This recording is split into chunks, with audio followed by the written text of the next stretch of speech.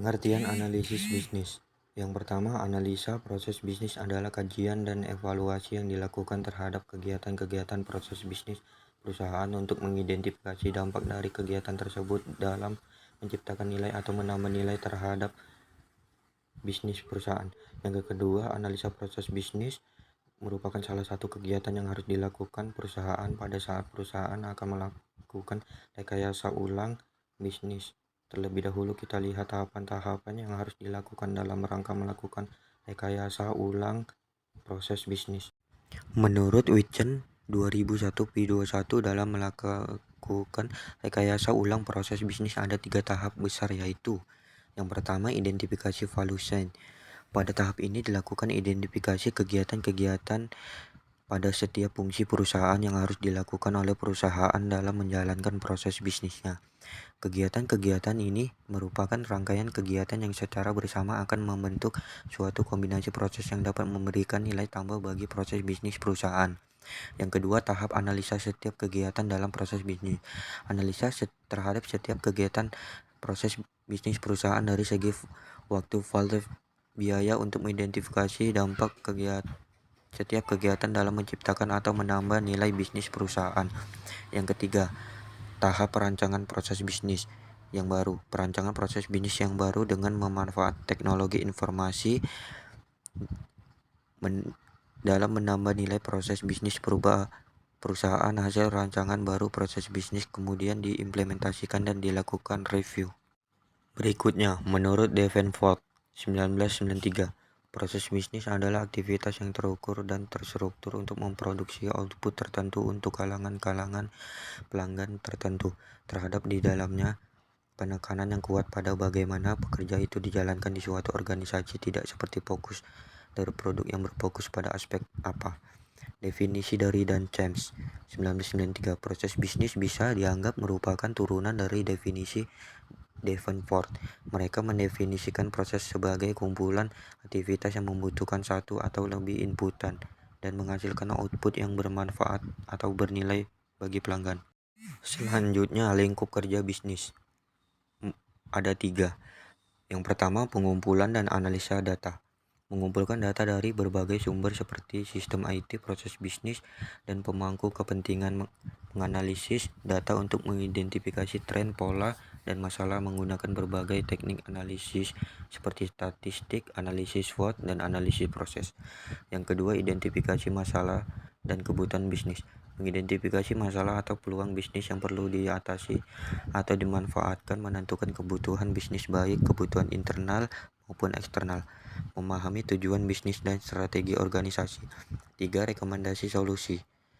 Menyusun solusi untuk mengatasi masalah atau memanfaatkan peluang yang telah didefinisikan, merekomendasikan perubahan pada proses sistem atau kebijakan bisnis, menilai kelayakan dan dampak dari solusi yang diusulkan. Yang 4, komunikasi dan kolaborasi. Komunikasi efektif dengan pemangku kepentingan termasuk manajer, tim pengembangan dan penggunaan sistem, memfasilitasi diskusi dan kolaborasi untuk mencapai pemahaman bersama. Membuat dokumentasi yang jelas dan terstruktur tentang analisis dan rekomendasi. 5. Implementasi dan pemantauan. Berperan aktif dalam implementasi solusi yang direkomendasikan, memantau kinerja solusi setelah diimplementasikan untuk memastikan efektivitasnya, melakukan penyesuaian atau perbaikan jika diperlukan. Profesi analisis bisnis. Analisis bisnis merupakan sebuah profesi yang menggunakan data atau membentuk wawasan bisnis dan merekomendasikan perubahan dalam bisnis dan organisasi lainnya. Analisis bisnis dapat mengidentifikasi masalah di hampir semua bagian organisasi. Misalnya seperti proses IT, struktur organisasi, atau pengembangan staf. Saat bisnis berupaya meningkatkan efisiensi dan mengurangi biaya, analisis bisnis telah menjadi komponen penting dalam melaksanakannya. Dalam bekerja, analisis bisnis memiliki tugas dan tanggung jawab sebagai berikut. Yang pertama, mengidentifikasi dan memprioritaskan kebutuhan persyaratan fungsional bisnis. Yang kedua, mampu menggunakan Excel serta SQL untuk menganalisis kumpulan data dalam jumlah besar. Yang ketiga, menyusun tabel elemen maupun elemen visualisasi data lainnya. Yang keempat, membuat model keuangan untuk mendukung keputusan bisnis. Yang kelima, memahami strategi bisnis, tujuan dan kebutuhan. Yang keenam, merencanakan arsitektur perusahaan atau struktur bisnis. Yang ketujuh, memastikan penganggaran biaya dan melakukan analisis varian serta analisis keuangan untuk jalannya bisnis. Hard skill business analysis. Adapun beberapa skill yang perlu kamu miliki sebelum menjadi seorang business analyst, antara lain sebagai berikut. Yang pertama, technical skill. Kedua, analytical skill. Yang ketiga, data analis. Yang keempat, mampu membuat rancangan bisnis.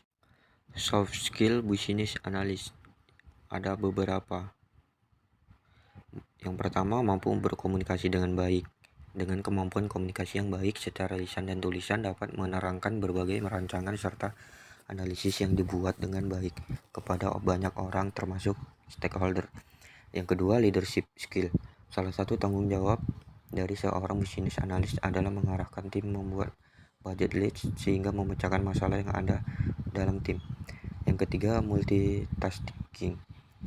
Dengan skill ini dapat menyelesaikan beberapa pekerjaan dalam satu waktu dan mampu menyelaraskan seluruh pekerjaannya dengan baik. Yang keempat, dapat bernegosiasi. Business analyst juga perlu memiliki skill bernegosiasi yang baik. Hal ini akan berguna untuk mendapatkan persetujuan atas keputusan penting dan prioritas dari seluruh stakeholder. Kompetensi analisis bisnis. Berpikir analitis dan pemecahan masalah agar mampu mengidentifikasi masalah atau peluang dengan tepat dan menentukan bersama dengan para pemangku kepentingan perubahan mana yang memberikan nilai maksimum. Analisis bisnis harus mahir dalam berpikir analitis dan pemecahan masalah. Karakteristik perilaku. Karakteristik perilaku penting untuk meningkatkan efektivitas pribadi seorang analisis bisnis dan dapat mempengaruhi hasil proyek analisis. Pengetahuan bisnis. Pengetahuan bisnis memberikan pemahaman tentang struktur kebutuhan dan proses mendasari suatu organisasi untuk mengembangkan solusi dengan nilai tertinggi. Analisis bisnis harus memiliki pemahaman penuh tentang prinsip dan praktis bisnis. Keterampilan komunikasi ada 4 contoh. Yang pertama, komunikasi verbal. Komunikasi verbal menyiratkan kemampuan analisis bisnis untuk mengungkapkan ide, opini, konsep, dan informasi mereka secara verbal kepada para pemangku kepentingan. Yang kedua, komunikasi nonverbal. Keterampilan komunikasi nonverbal melibatkan kemampuan untuk menyampaikan pesan menggunakan cara selain verbal ini, termasuk gerakan tubuh, isyarat, ekspresi wajah, atau kontak mata. Yang ketiga, komunikasi tertulis. Untuk melakukan ini, analisis bisnis harus memiliki kosakata yang luas, memahami istilah mana yang sesuai untuk menerima tertentu, dan memahami tata bahasa dan gaya bahasa secara menyeluruh. Yang keempat, mendengarkan. Analisis bisnis seringkali menjadi penerima komunikasi dan untuk memahami apa yang dikatakan kepada mereka. Mereka harus belajar memahami makna pesan yang disampaikan dalam suatu konsep. Keterampilan berinteraksi seperti fasilitasi. Mampu memfasilitasi interaksi, membantu analisis, membantu para pemangku kepentingan dalam pengambilan keputusan, pemecahan masalah, dan pertukaran ide serta pendapatan. Kepemimpinan dan pengaruh. Analisis bisnis bertanggung jawab untuk membuat motivasi orang-orang agar bekerja menuju tujuan bersama dan untuk mendefinisikan dan mengomunikasikan informasi analisis bisnis sehingga para pemangku kepentingan dapat memiliki visi yang jelas tentang keadaan masa depan organisasi yang diinginkan. Kerjasama, pengembangan dan implementasi solusi yang sukses memerlukan upaya bersama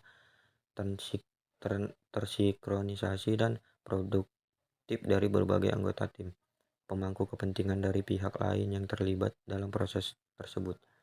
Negosiasi dan resolusi konflik.